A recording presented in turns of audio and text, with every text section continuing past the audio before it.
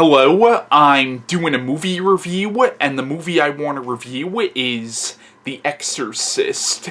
Now, The Exorcist came out in 1973, and the film is directed by William Friedkin, who, before this, directed The French Connection, and after this would go on to direct movies like Sorcerer and Cruisin'. He also directed To Live and Die in L.A. and The Guardian, and his last two movies were Bug from 2006 and Killer Joe from 2011, both of which were phenomenal movies. Friedkin also directed an episode of the 80s Twilight Zone series, and he directed an episode of Tales from the Crypt. Now, the film is written by William Peter Blatty, and the film is based on his 1971 novel of the same name. Now, I have read the book, and I'm going to address some of the major differences between the movie and the book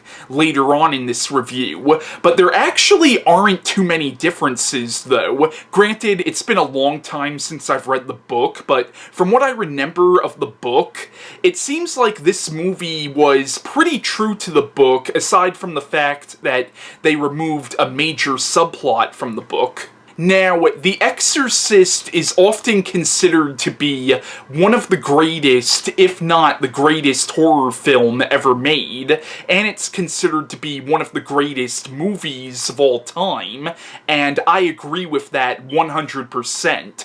Like, this is actually one of my top 15 favorite films of all time. Like, I absolutely adore this movie, and I will admit, I do not find the film to necessarily be as scary as people make it out to be. Like, I don't think it's the scariest movie ever made, but I never really found this film to necessarily be scary. I just found it to be a really good movie, because I look at this movie as being more than just a horror film. Now, it is definitely a horror film, but to me, The Exorcist is just as much a drama film as it is a horror film, and as a drama film, I find this film to be actually profoundly moving. Now, The Exorcist is very much a theological movie. It's a film that definitely deals with religion and faith, and about how faith is really a very complex part of the human condition, but the film is done in such a way where you don't necessarily have to be a very religious person in order to enjoy the film, but it is a very theological film. It's a film that definitely asks the question, do you believe in God, and do you believe in the devil, and if God exists, why does he allow evil to exist? Now, one of the reasons why I think this movie works so well, and why I think that even if you're not a very religious person, you can still get behind this movie, is the fact that fundamentally it's a film about good versus evil, and I think regardless of what your religious beliefs are, or whether or not you actually believe in God, I think fundamentally we all want to do good to each other. We all want to help out our fellow man, and it's really a film about the nature of good and evil in people. So, one of the reasons why I love this movie so much is, even though it's a theological film, you also don't have to believe in God in order to enjoy this film or get behind the film's message, and it really is a film that's about the nature of good and evil in man, and it's a great drama film as well. It's a great character study, and it is a very creepy horror film. Now, the plot of The Exorcist is it follows this actress named Chris McNeil, who is in Washington, D.C., shooting a movie, and in the film, her 12-year-old daughter, Reagan, finds a Ouija board in the basement of the house they're staying at, and she ends up making an imaginary friend who she calls Captain Howdy. And in the film, Reagan starts having these mood swings, but these mood swings get progressively worse and worse, and it gets to a point where Reagan's entire personality changes, and she even starts mutilating herself, like things start getting really, really bad, and Chris is getting desperate to figure out what's actually wrong with her daughter, and she's taken her daughter to all these doctors, but none of the doctors are really able to give her any clear answers. And in the film, it appears as if Regan is actually being possessed by some kind of an evil spirit, and eventually the doctors, who don't actually believe that Regan is possessed, suggest to Chris an exorcism, because even though they don't actually believe that Regan is really possessed by demons, they feel like if she believes this, maybe an exorcism would work almost like a placebo in a way. The film also follows a priest named Father Damien Karras, who is a priest who is really struggling with his faith in God, and he's really starting to question his faith, especially after the death of his mother, but Chris MacNeil ends up contacting him so he could try to perform an exorcism on Regan, and he doesn't really believe at first that Regan is really possessed, but he's trying to help Regan and Chris in any way possible. And eventually in the movie it becomes clear to both Damien and Chris that Regan is in fact possessed by demons, maybe even Satan himself, and in the film the church ends up contacting a priest named Father Marin, who ends up coming to perform an exorcism on Regan. Now, the version of The Exorcist that I have on DVD is the director's cut, which is called the version you've never seen. Now, I actually kind of prefer this version to the theatrical version. I've seen both versions of the movie, and I actually kind of like the director's cut better, and I know a lot of people are going to disagree with me because a lot of people seem to prefer the theatrical version, but I feel like in this version you do get a lot more character scenes, and I don't know if it's because I've seen this version more often, but I actually do prefer the director's cut to the theatrical version. Now, my copy of The Exorcist was actually signed by Eileen Dietz, who, there are certain scenes in this movie where you get shots of what is supposed to be the demon's face, and this woman, Eileen Dietz, played the demon's face, and I met her a while back and she signed this copy of the movie for me. Now, all the acting in this movie is absolutely phenomenal, especially from Jason Miller, who plays Damien Karras in the movie. He's by far the best performance in this movie, in my opinion, and the character of Damien Karras is definitely my favorite character within the film.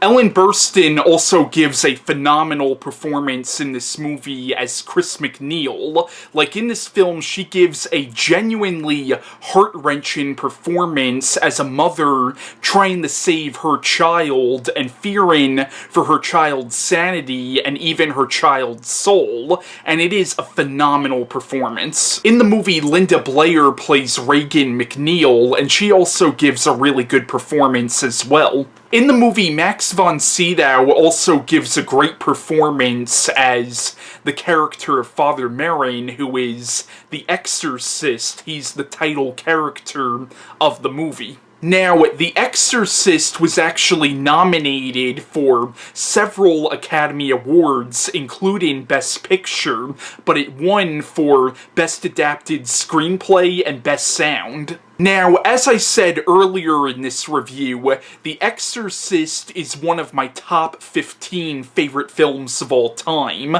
Like, this to me is not just a great horror film, but it's also a great drama film as well, but it's also one of my favorite films of any genre. Like, this to me, if you're a film buff, you have to see this movie. Even if you're not a horror movie fan, but if you're a fan of cinema in general, to me this is a film that you kinda have to see. Like, to me this is right up there with The Godfather as one of those quintessential films of the early 1970s. Now, to me, the scariest thing about this movie really isn't so much the supernatural aspect of this movie, but it's really the whole idea of what Chris MacNeil has to go through in watching this happen to her child. Like, to me, the idea of your child going insane, or the idea of your child developing a completely different personality,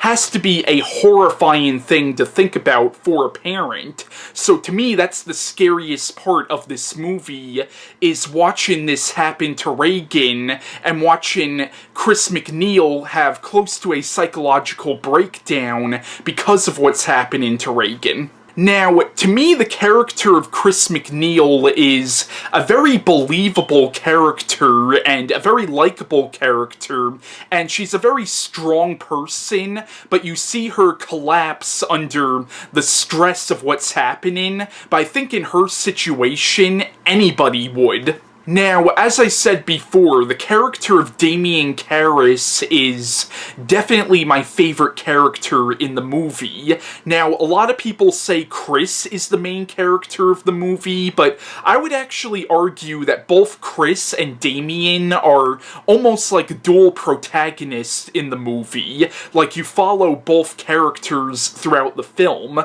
but I love the character of Father Karras. To me, he is a very believable character. Like, he's a priest who's struggling with his faith in God, which I think is a very believable thing, because I'm sure there are a lot of priests out there who have questioned their faith at one point or another.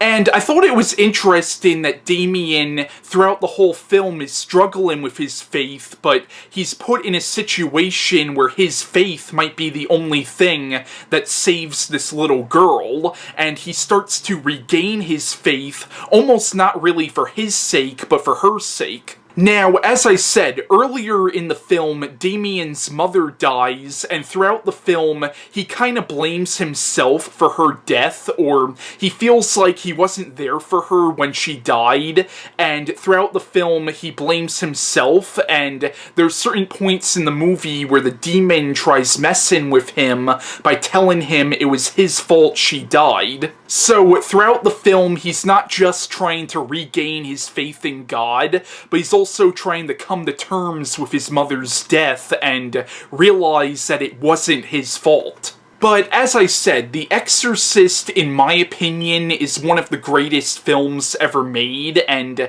it's so much more than just a horror film. It's also a drama film, and it's very much a film about faith and also about redemption in a way. Now, as a horror film, The Exorcist works very well, but to me the scariest thing about this movie really is more of the psychological aspects of this movie, rather than the supernatural aspects. Now, when this movie came out, audiences were freaking terrified of this movie.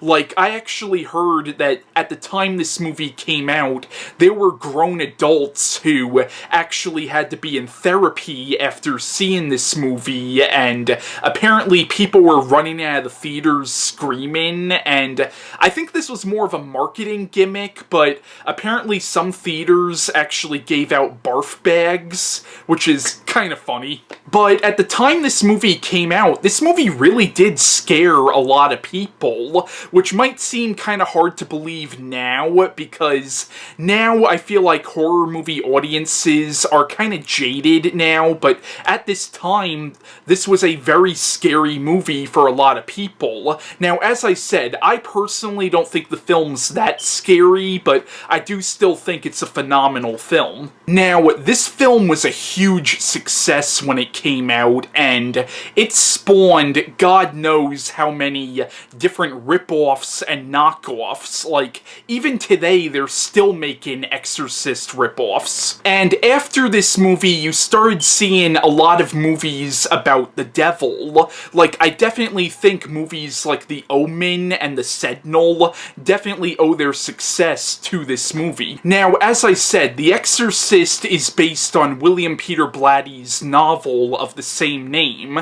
Now, I have read the book, and it's been a while since I've read the book, but from what I remember of the book, it seems like this movie follows the book pretty closely, actually. The only major difference between the movie and the book is in the movie, it's pretty obvious that something supernatural is happening, while in the book, it was kind of left open to interpretation whether Regan was actually possessed by demons or if it was all in her head. Also, in the book, there was a subplot about how one of Chris MacNeil's servants was given money to his daughter, but his daughter was using the money to buy drugs, which was a good subplot in the book, but it would not have worked well in the movie because movies and books follow different structures, in my opinion. Like, you can get away with subplots in a book, while with a movie, you really can't do a subplot that well in a movie. I mean, believe me, some movies have done it well, but it's a good thing that they left that subplot out of the movie. Now, William Peter Blatty actually wrote 2 sequels to the book.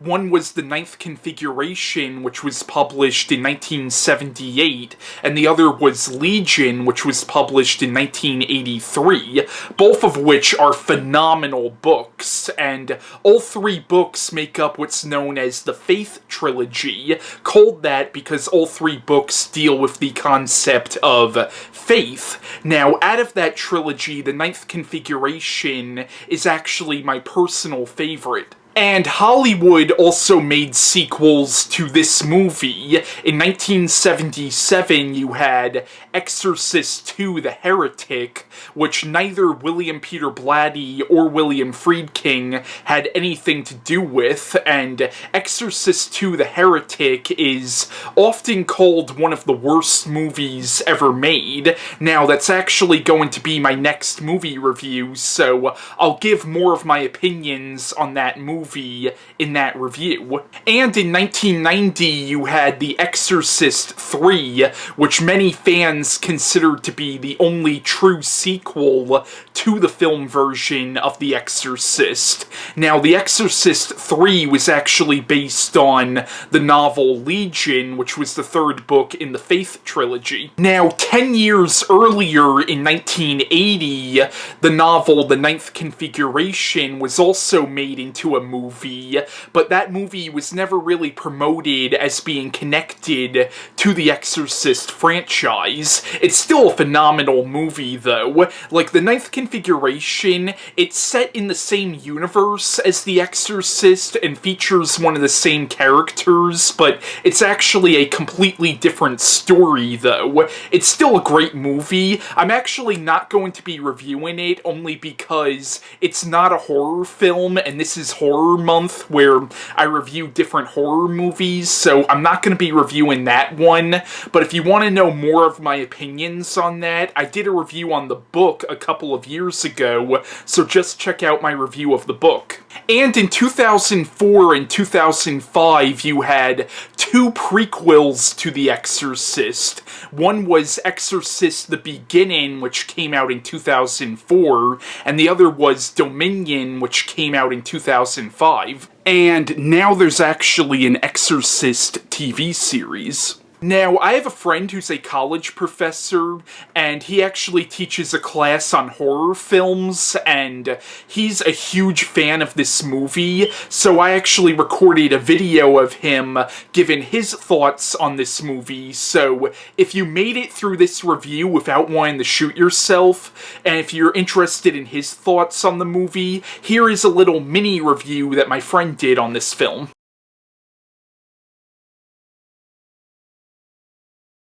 Well, actually, The Exorcist is my favorite movie of all time. Not just a favorite horror movie, but my favorite movie of all time. Because I think it talks about both sort of modern anxieties, but also sort of existential anxieties that human beings have been dealing with throughout the entire history of humankind.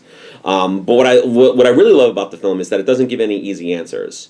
In the film, I know a lot of people feel that the film itself is a pro-Catholic or pro organized religion film, but I don't see that at all. If anything, the film religion fails, right?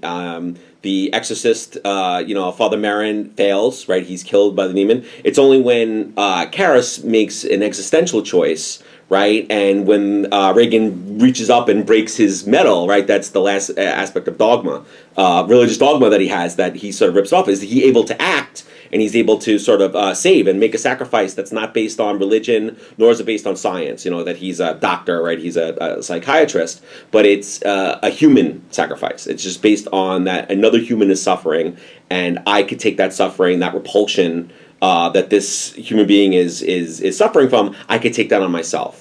And I know some people might see that as being Christ-like. Another person might see it's like Florence Nightingale, like, helping a sick person. But again, I think that Friedkin does an amazing job in the film of sort of showing the pros and cons of both religion and science. And saying in the end, we have to remember that behind religion, behind science are human beings, right? That sometimes religion only focuses on the soul. Maybe psychiatry only focuses on the mind, but there's something more to humanity than just the soul or the mind, right? There's something more than that. One of the things I think about the film is that although people might look at it and think it as a Catholic film, or it's a film that really sort of is pro-Catholicism, supportive of the sort of the institution of Catholicism, I actually see the film more as a Kierkegaardian film, based on the philosophies of Søren Kierkegaard, as a Danish philosopher. And one of the things that Kierkegaard felt was that there were too many nominal Christians. There were too many people that just went through the motions, that they were just following the dogmas, didn't really think about it, didn't really have a personal investment in God. And he blamed the organized religion for that. He blamed the church for that, for sort of doing that in order to control people. So Kierkegaard comes along and he said, no, you have to have a personal one-on-one relationship with God. You can't rely on anybody else. You can't rely on priests. You can't rely on ritual. You can't rely on those things. You have to have a personal relationship with God. And that's why I feel that that's what the film really is sort of is advocating. And that Damien Karras does not have that relationship with God, right? He talks in the film about he's losing his faith, that he can't go through with helping his fellow priests, because I think the dogma of the church is really weighing on him, because he doesn't feel it. He doesn't feel connected in any way to God, right? And it's only at the end when Regan reaches up and takes that medal off of him, right, sort of pulls that off of him, in which Damien can actually act without the burden of religious dogma, without the whole Catholic Church on top of him. He's able to act as a human being, not as a priest or as a psychiatrist, because you could probably make the same argument in terms of science, right? Because in the film, science really is shown to be horrible. It's shown to be torturous. It's shown to be something that is not in alignment with human feelings and emotions, right? When there's a part where where Regan has the spinal tap, which is horrible. I think it's probably the most horrific part of the movie is when you see this girl is subjected to these tortures, and then they don't know what's wrong with her, and they're going to do it to her again, right? And that's when Regan McNeil's mother, right, when she freaks out about that and says, no, she doesn't want her to go through that. How do you feel the film fits in with Friedkin's overall filmography? That's an excellent question. I feel that it fits in terms of Friedkin's overall kind of, his films, his overall, whatever, is that a lot of Friedkin's films have to deal with sort of rebels, or people that are within a system that are trying to break out of that, or sort of like outsiders, or alienated from the system, right? French Connection, where you have Popeye Doyle, who doesn't do things by the book. He feels that all the laws and all the rules and regulations the police have to go under are really handcuffing him, right? He's not able to sort of actually, and in the end, right, at the end of the first French Connection film, he fails, right? The drug dealer gets away, a movie like Cruising, right? It's another movie where, which I think is brilliant. I know a lot of people don't like it or criticize it, but I think the film is brilliant. And that Al Pacino, right, has to go undercover, and he gets really involved in the sort of the gay culture of Greenwich Village of the late 70s in New York. And again, he's got to do something unorthodox to try to find this killer, right, to sort of actually invest himself and become immersed in this culture. I'm trying to think of some other Friedkin films. Well, there's To Live and Die in L.A. Right, there's Live and Die in L.A. Again, another police procedural film in which the police officers can't go by the book. They can't go by what is the sort of accepted rules and regulations for police in order to get results, right? And I think that The Exorcist, you see that with Damien Karras, right? The way sort of that he's got to sort of break away to actually save Reagan. He's got to break away from the rules and regulations of the church, because the rules and regulations of the church have actually resulted in making things worse, right? Father Merrin dies, right? He by following all the rules and regulations, he fails. Like, Father Merrin fails, and it's only when Damien Karras is able to break away from those rules, to be the outsider, which he already feels that he's an outsider to begin with. And again, I think if you look at those characters like Popeye Doyle and like Al Pacino's character in Cruising, those kind of characters, I think, really, or even Roy Scheider's character in Sorcerer, if you ever saw Sorcerer, his remake of The Wages of Fear, that they're outsiders, and they have to sort of do unorthodox things, and they can't play by the rules in order to succeed. How do you feel like the film compares to the book? How do you feel like it works as an adaptation? I don't like the book at all. I think that the book is kind of hacky. I think there are like subplots in there that are just actually take away from the overall story. It's sort of almost a distraction from the story. Again, I think that the film improves on the novel in almost every way. I think the performances in the film, I think Ellen Burstyn and Jason Miller and Max von Sydow and Linda Blair are all amazing.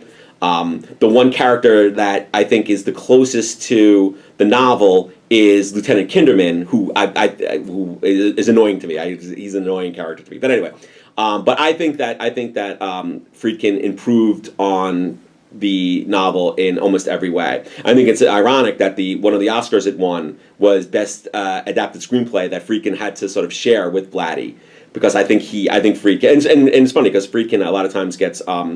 I think he gets criticized for being very egocentric, but anytime he ever talks about Blatty, he's so complimentary to him. Like, he really sort of gives him all the credit for why the film is, so good, which I think, but in my opinion, it's the exact opposite. I think that Friedkin took an interesting story and made it great art. Why do you think this film struck people the way it did in 1973 when it came out? Well, I think that at the time, I mean, this was the sort of, it was a very turbulent era in American history. I know a lot of people think of the 60s as being the most turbulent, but from 68 to like 75 was, America was still in Vietnam, Watergate, there was, race riots, so I think a lot of things that people had once looked to, like religion, like governments, like the American way, was really being questioned at the time. And here you have this film that is doing the same kind of thing, right? In American society, you had this fear of the rebellious teenager, right? These teenagers who were protesting the war, who were fighting for civil rights, who were going against the government. And then in The Exorcist, you have a teenager who is the ultimate rebel, right? Who's a demon, who fights against her parents, who does disgusting things, who does sexual things, who curses, So I think in a lot of ways, the film really struck at a lot of the anxieties that one generation, the older generation in the United States, was feeling about the younger generation, And that, again, what Friedkin does so great in the film is to show us that things that we once felt were comforting to us and secure, it could not be taken down. Things like religion and science and the family are shown to be really shaky in this film. It's shown to be not as secure as we once thought they were.